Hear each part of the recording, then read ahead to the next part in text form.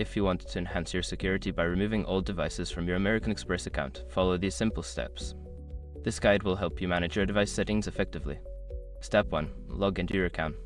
Visit the American Express website or open the mobile app.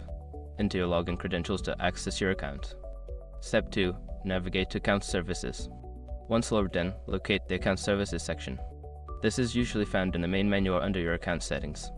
Step 3. Select Security Settings. In the Account Services menu, find and click on Security Settings.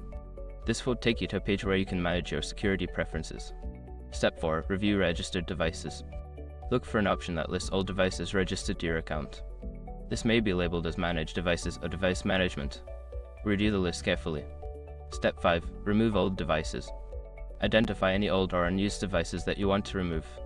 Select the option to delete or remove these devices from your account. Confirm your choice if prompted.